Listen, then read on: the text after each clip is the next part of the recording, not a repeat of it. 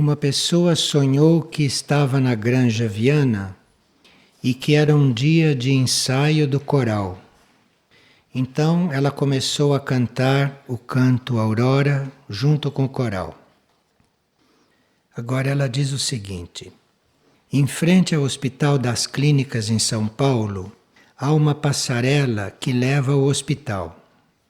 Nessa passarela, diariamente, há um trânsito muito grande de pessoas em direção aos tratamentos. No sonho que tive, quando comecei a cantar Aurora na granja, as pessoas que atravessavam essa passarela para ir ao hospital, em vez de chegarem no hospital, lá no fim da passarela, elas chegavam na granja. E conforme iam chegando, começavam também a cantar Aurora. Até que se formou um grande coro, cujo som ecoava pelo espaço. Então, isto é interessante porque nos demonstra o trabalho do cântico. O trabalho do cântico que transcende o local onde a gente está cantando e onde está trabalhando com ele.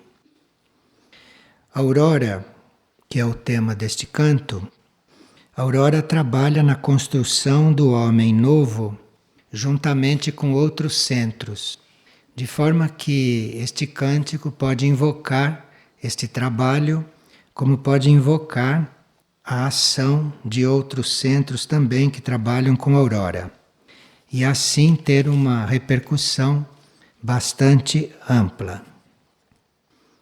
Esses centros trabalham juntos, Aurora com outros, porque cada centro trabalha um nível.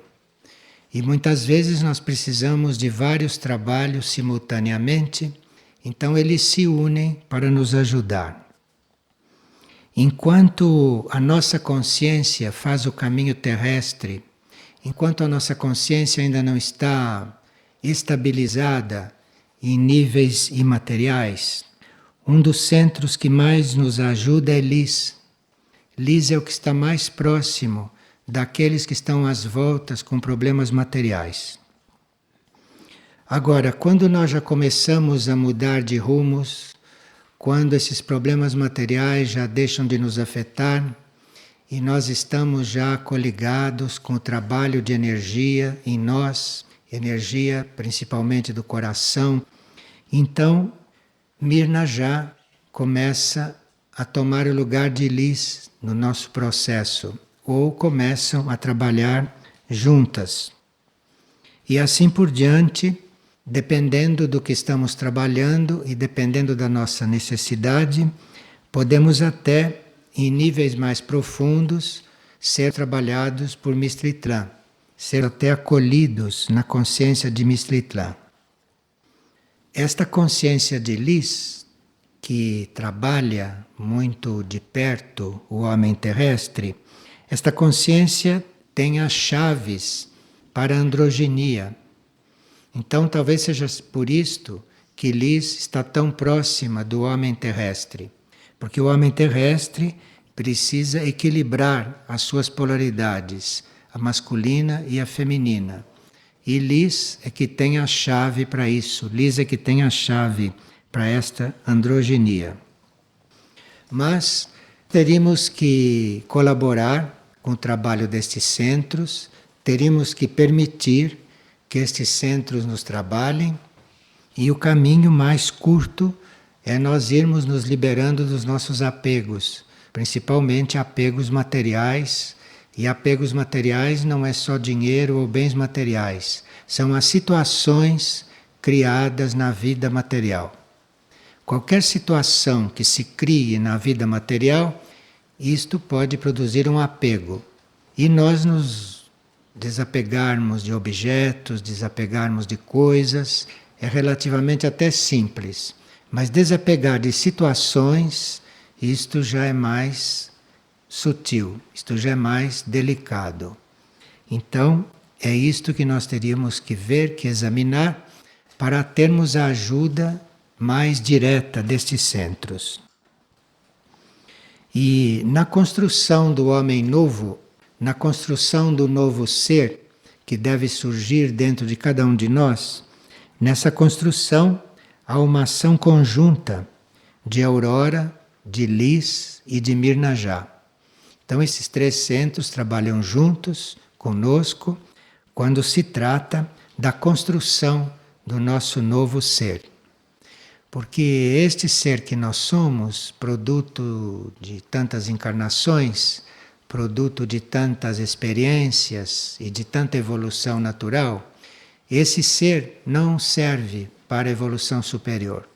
Então, a uma certa altura, este homem velho, que foi construído a duras penas, este homem, que é chamado de homem velho, tem que se entregar e tem que nascer aí algo novo, uma nova estrutura a partir da síntese dessa experiência que é transmutada. Esse homem novo que Aurora, Lis e Mirnajá estão criando em nós, estão construindo em nós, este homem novo tem a possibilidade de se aproximar de outros reinos da natureza internamente e efetivamente, como por exemplo, se aproximar do reino dévico para trabalhar com o reino dévico. O reino humano sozinho nada faz. O reino humano sozinho povoa a terra, produz, polui, contamina, mas nada resolve. O reino humano precisa chegar num ponto de desapego pela sua própria condição, para que a Aurora, Lis e Mirnajá possam trabalhá-lo de forma especial, de forma superior, e aí este reino poder se aproximar primeiro do reino dévico, e aí, junto com o reino dévico, ir construindo as novas etapas que a Terra deve viver. Então, a nossa forma de viver, a nossa forma de agir, a nossa forma de estar com os reinos, a nossa forma de estar com a natureza, isto tudo nós começamos a desenvolver a partir do momento que começamos a trabalhar juntos com o reino dévico. Este reino que cuida das formas, que cuida de manter as formas num determinado nível e até de criá-las, porém segundo padrões estabelecidos pela evolução superior, e não por criatividade própria, assim como faz o homem com as suas coisas. Então, para nós estarmos colaborando para a antecipação dessas novas fases do planeta, nós necessitamos do reino dévico, necessitamos de estar juntos com o reino dévico, trabalhando juntos, eventualmente nós na parte externa também, e o reino dévico na parte sutil, na parte interna, no plano dos arquétipos, no plano dos modelos. E aí então nós estaremos no ponto de termos um contato mais consciente com a Aurora, com Lis e com Mirnajá. E aqui uma pessoa disse que estando aqui, ela sentiu uma forte dor na coluna, na região lombar. E ela atribuiu isto a um mau jeito. E ela foi atendida depois de ter tido dores muito fortes e ela quer saber o que isto quer dizer justamente no momento em que ela chegava aqui e se encontrava em uma energia diferente. Bem, se houve um mau jeito, se houve alguma tensão que produziu tudo isto, é porque os corpos, ou o corpo físico e o corpo emocional, estavam com dificuldades de se adaptar à energia.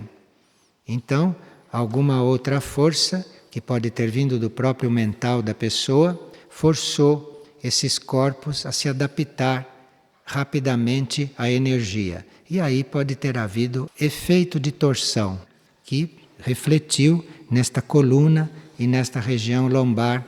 Pode ter vindo um estímulo mental para esses corpos entrarem na energia, porque eles estavam com dificuldade para entrar, e aí houve este pequeno choque. Mas isto tudo não é grave, e como a pessoa disse, ela tendo sido tratada, ela já foi melhorando. Mas ela queria entender por que ela chega num lugar deste e tem uma torção. Agora, uma pessoa apresenta aqui um sonho no qual ela é assaltada e roubada de muitas coisas. E como ela foi roubada no sonho e assaltada enquanto vinha para cá, ela ficou muito confusa. Então, é sinal que você deveria chegar aqui despojada de tudo que você carregava. De identidade, de cartão de crédito, de tudo isso que te roubaram. De talão de cheques, de dinheiro. Então, é sinal que você devia chegar aqui despojada, despida de todas estas coisas. Por isso é que no sonho isto aconteceu.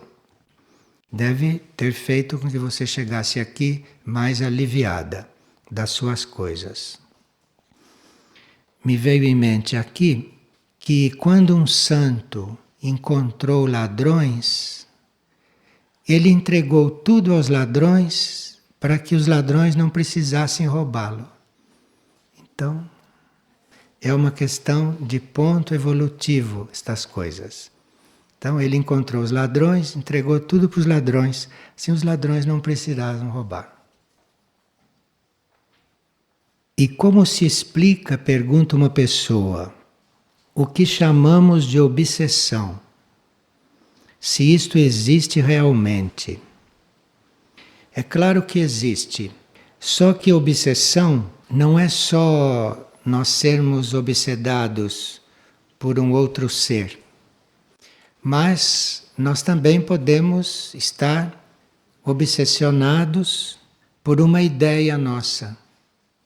A humanidade é tida como obsessionada por bens materiais, por dinheiro, por coisas humanas. A humanidade é considerada um reino obsessionado, só que não é no sentido de todos estarem sendo atuados por seres inferiores, mas são atuados pelas próprias ideias e pelos próprios apegos. Então, uma ideia que se perpetue também na nossa mente, com o tempo torna-se um elemento de obsessão. E aí, quando esta ideia se torna uma obsessão, é mais difícil de você transformar esta ideia, de você transmutar esta ideia ou de você expulsar esta ideia, dependendo do caso. Geralmente, o que faz um ser ficar obsessionado, quando ele não está atuado por um outro, são os vícios. Os vícios levam a isto: o álcool, o fumo, as drogas, o jogo, a gula, a crítica. Todos esses vícios levam a ficarmos muito expostos às obsessões. Esses vícios abrem portas em nós. E por essas portas entram então ideias que obsessionam, ou entram também seres inferiores dos planos sutis, do plano astral ou do plano mental, que podem penetrar e fazer com que a gente não seja mais autêntico, que a gente não seja mais original, mas que a gente comece a agir segundo uma influência deste tipo.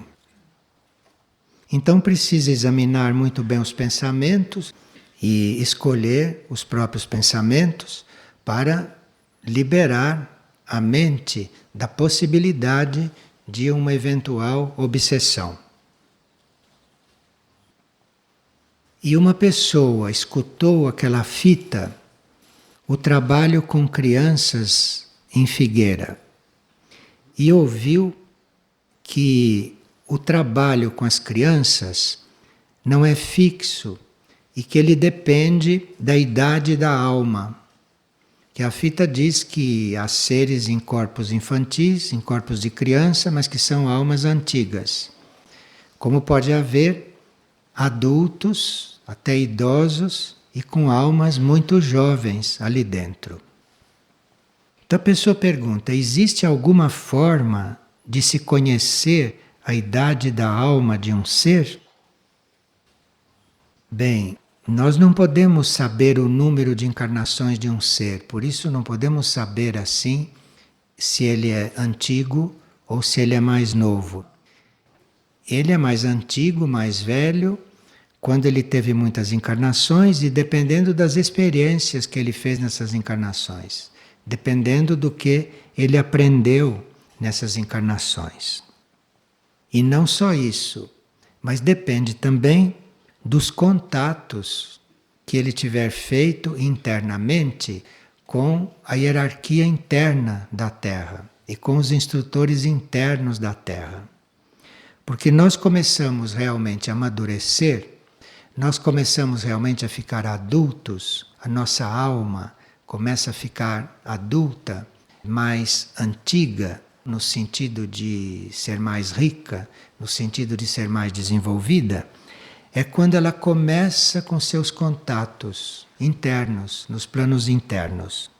A alma não evolui sozinha. A alma faz as suas experiências até o momento que ela as tem que fazer, até o momento em que ela diz basta para estas experiências, então aí ela começa a ser instruída pelos instrutores internos. Então é aqui que a gente começa a ficar antigo, é aqui que a gente começa a ficar experiente. Porque até aí a alma conhece as leis com as quais ela entrou em contato. Mas os instrutores internos, esses que ela encontra nos planos internos, esses começam a lhe ensinar, começam a prepará-la para viver outras leis, leis superiores, leis da antimatéria, e tudo isso a alma aprende com o contato com esses instrutores, com o contato com essas hierarquias. E a alma, em contato com estes seres mais avançados, mais evoluídos, a alma vai antevendo, vai conhecendo esquemas muito mais amplos de evolução do que esses esquemas individuais que ela conheceu até agora, até aquele ponto. Então a alma está evoluindo individualmente até que ela chega num ponto de encontrar os seus instrutores. Então esses instrutores da alma vão lhe mostrar esquemas maiores, outros horizontes, e vão lhe apresentar leis superiores. E aí começa a instrução da alma.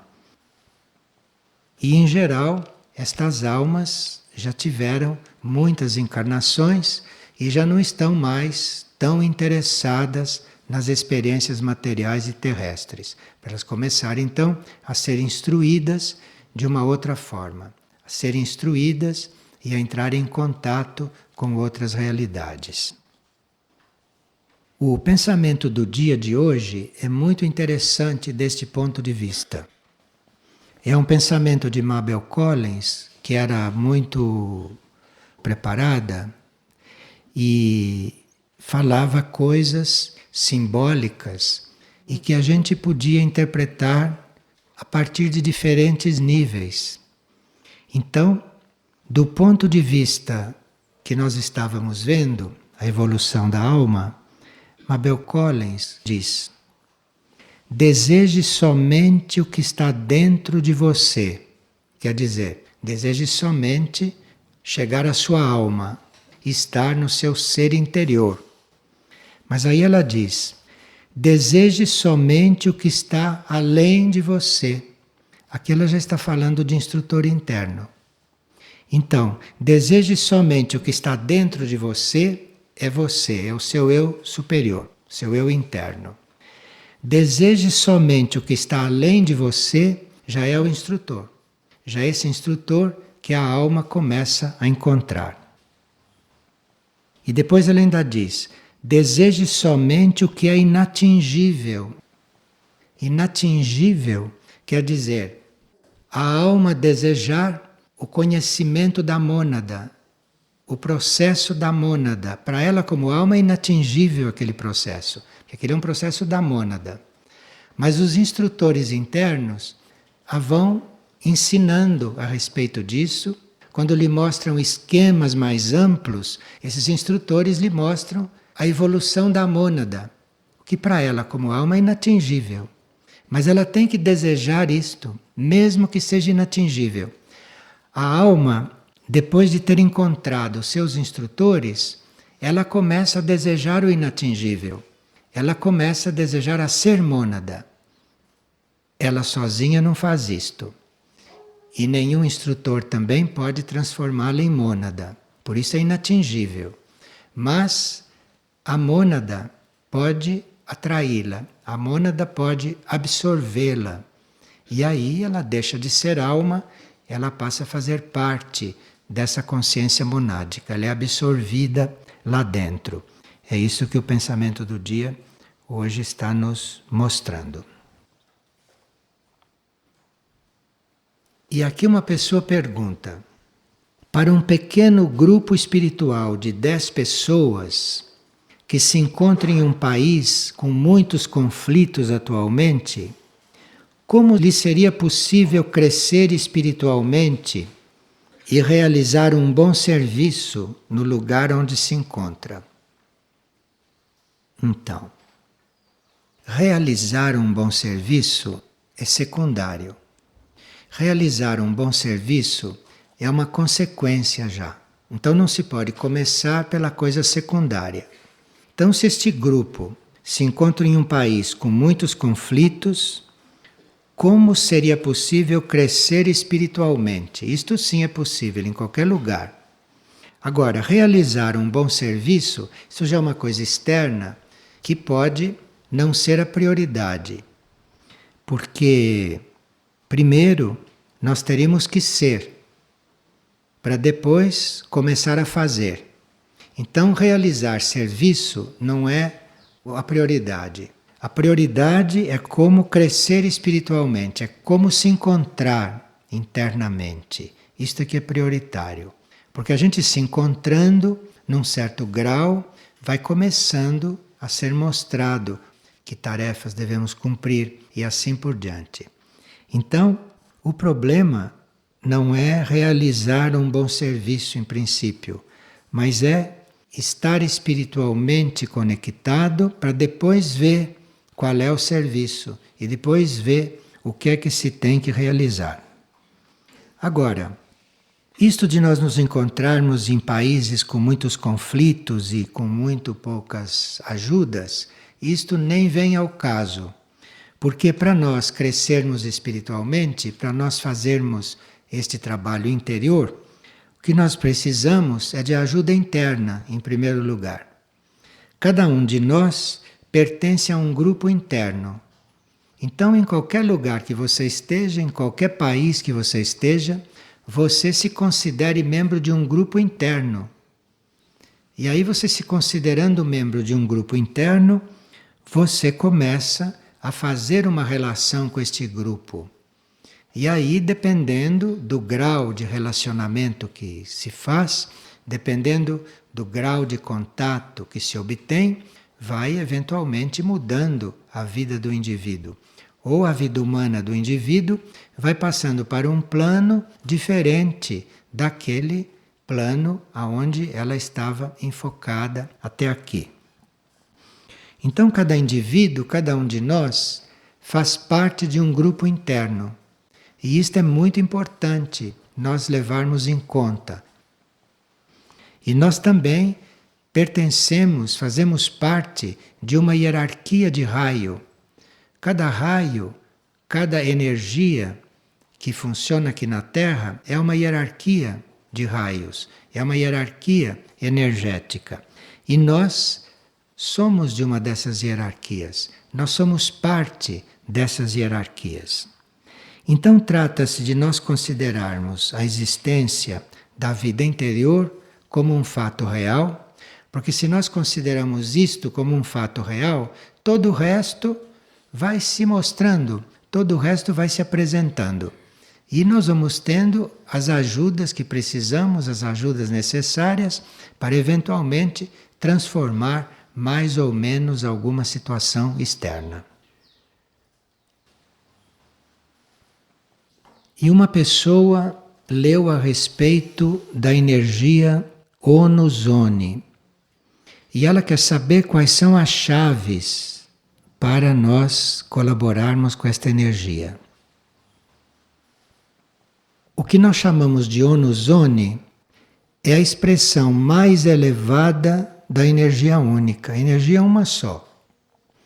E essa energia, na sua expressão mais elevada, nós chamamos de Onuzone. Tem gente que chama de Deus. A expressão mais elevada da energia única. Então, para nós colaborarmos com isto, ou para nós termos as chaves para irmos colaborando com isto, é preciso uma coisa muito simples. É nós termos uma sincera aspiração a cumprir a vontade do nosso eu interno. Então, Onuzone, né, está lá no infinito. Deus está lá no infinito. Como fazemos para colaborar com isto? Imediatamente você pode começar. É só você seguir a vontade do teu eu interno, do teu eu superior. Você procure a vontade daquilo que está dentro de você, que você está já encontrando as chaves para ajudar nesta energia infinita.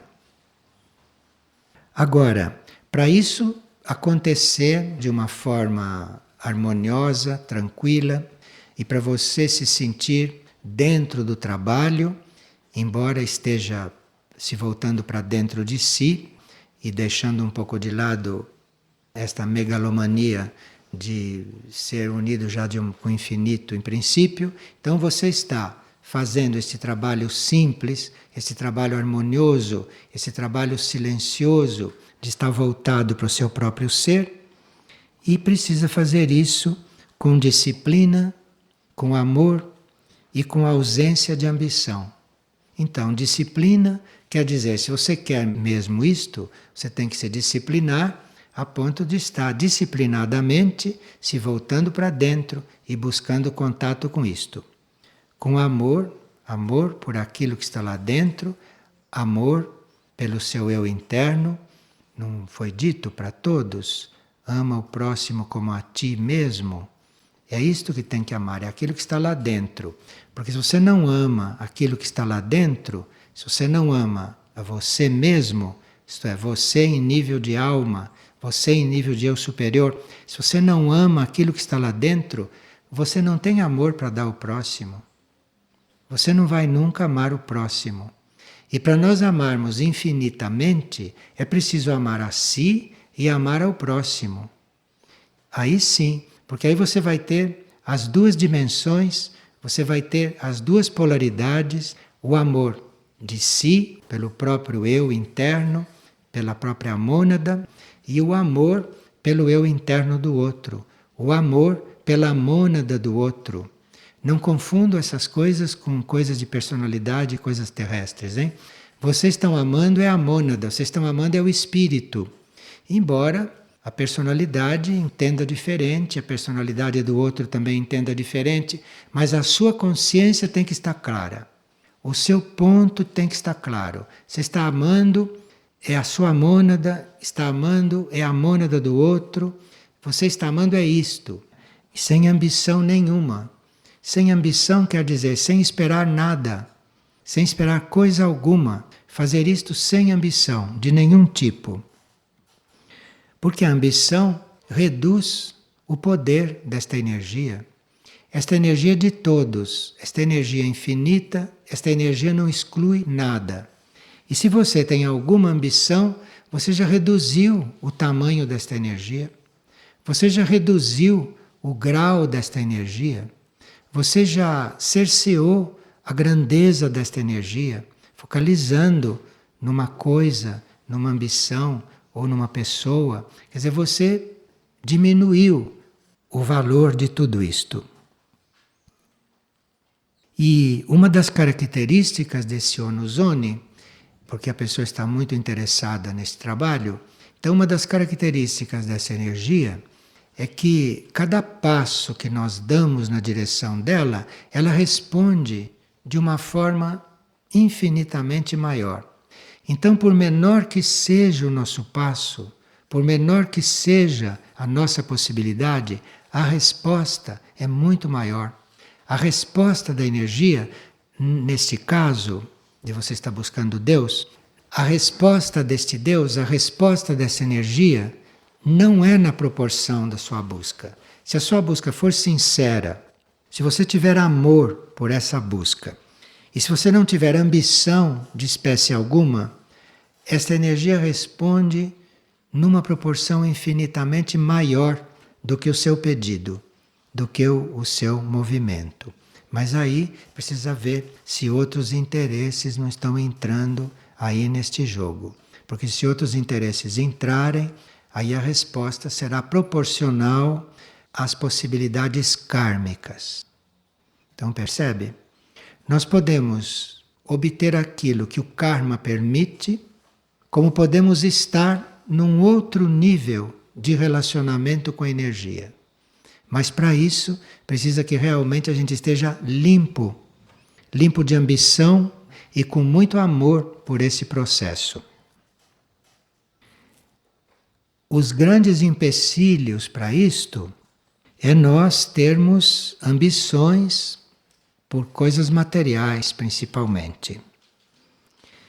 E por nós adotarmos condutas desarmoniosas quando se trata de lidar com a matéria. Então nós temos que lidar com a matéria, porque estamos também no plano material, de forma harmoniosa. Porque se você começa a perder a harmonia diante da matéria, com isso você cria um empecilho para começar a sentir, começar a perceber essa energia.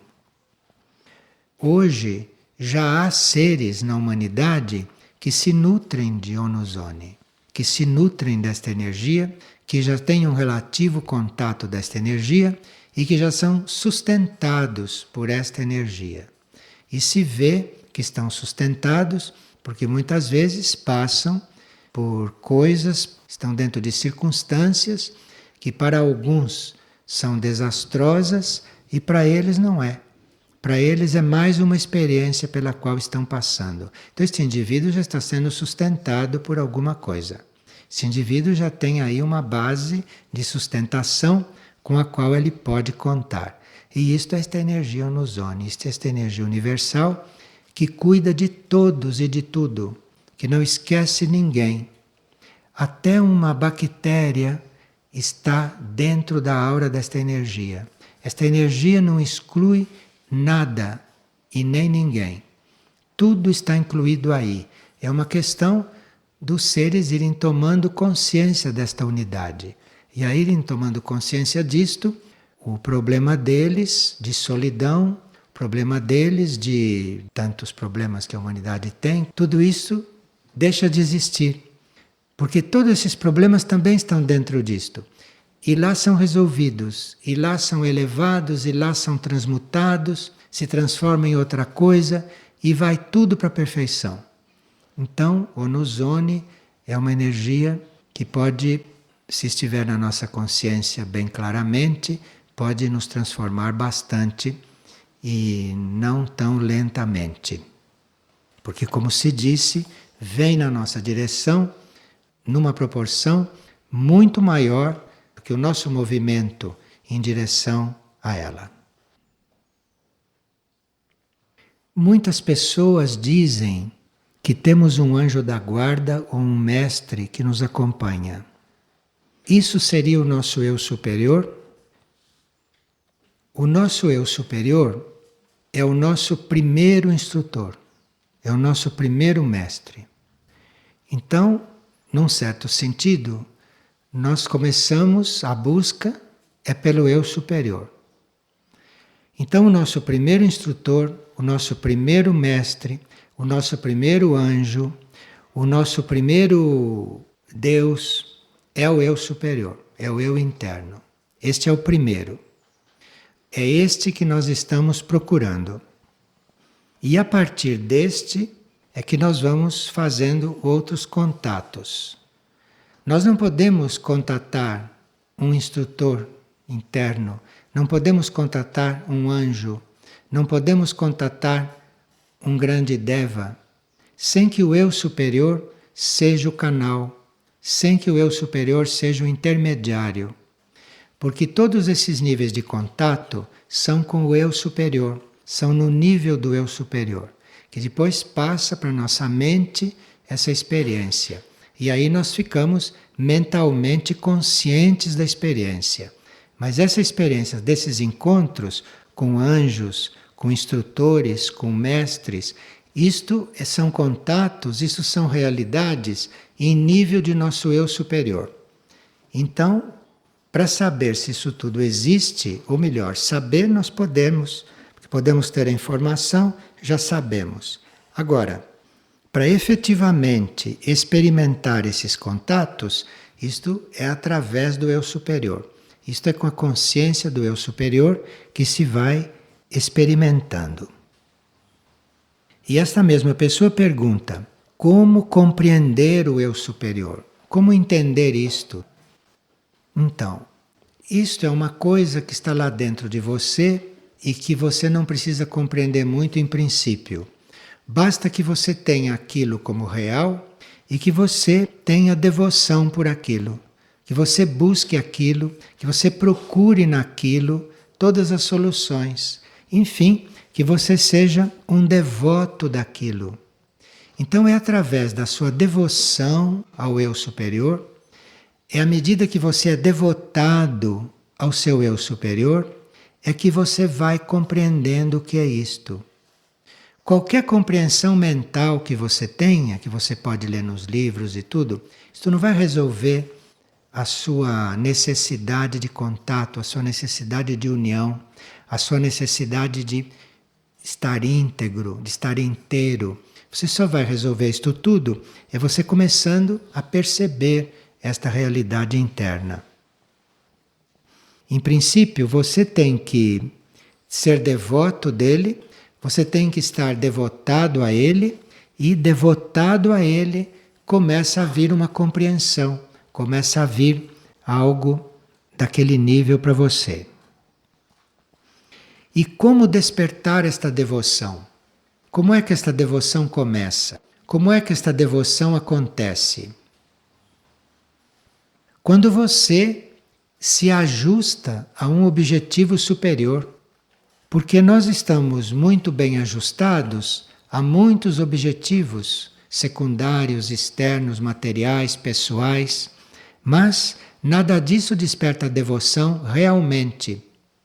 O que começa a despertar a tua devoção, a devoção começa a acontecer em você, é quando você tem um objetivo superior.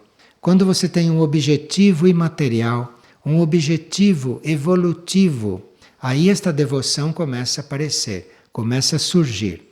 E você então coloca esta devoção lá no eu superior. E aí isto vai sendo compreendido por você, isto vai acontecendo. Você vê que isto é muito simples. Qualquer ser humano pode fazer isto. O ser humano não pode criar esta união assim, mas ele pode ter um objetivo superior, ter um objetivo elevado. Aqui já começa o trabalho. Isto começa a despertar nele a devoção. Quando ele começa a sentir esta energia interna, ele coloca esta devoção no eu superior. E aí vai mudando a compreensão dele vai se alargando. Isto pode acontecer sem muitos obstáculos e sem muitos ataques das forças involutivas, das forças contrárias a este processo. Isto pode acontecer quando nós somos prudentes e controlados na palavra e no pensamento, principalmente no pensamento. Então é preciso prudência no falar, prudência no se expressar, porque a nossa expressão pode ser um reflexo do pensamento. Então essas duas coisas, esses dois níveis, pensamento e palavra, isto deve estar controlado e deve ser usado com uma certa prudência, para que este processo não se dissolva, para que este processo tenha um desenvolvimento mais contínuo. E como melhorar a qualidade da vida? Pergunta esta mesma pessoa. Bem, a resposta que nós conhecemos para melhorar a qualidade da vida Não é você estar empenhado diretamente na vida e querendo mudar a qualidade, porque você está passando para a vida aquilo que você é, aquilo que é você, que pode ser uma qualidade que não baste para aquilo que você está buscando de fazer da vida, não é? Você quer ter uma vida de qualidade, então você tem que ter respeito, ter amor pelo seu eu interno. Você tem que ter amor, respeito pela sua mônada, pelo seu espírito, pela sua alma, e aí a sua vida vai mudando de qualidade. Não é uma qualidade imposta pelo seu conceito de qualidade, mas é uma qualidade que vem do amor que você está dedicando àquilo que está vivendo. Porque que está vivendo? O que está vivendo é a mônada, é o espírito. O que está vivendo é a alma. Então, se você ama esses níveis, se você ama esta alma, se você ama esse eu superior, ou se você ama esse espírito, aquilo vive mais amplamente, aquilo vive mais livremente através de você. E aí a qualidade da sua vida vai mudando. Mas a qualidade da vida não é feita lá fora, não é feita com os elementos da vida. Você faz assim uma vida ordenada, mas uma vida de qualidade, uma vida elevada, quem vive é a sua mônada, ou quem vive é a sua alma. Então você precisa estar amando esses níveis para eles viverem. E aí a sua vida vai mudando de qualidade. E vai refletindo também na sua vida externa com o tempo.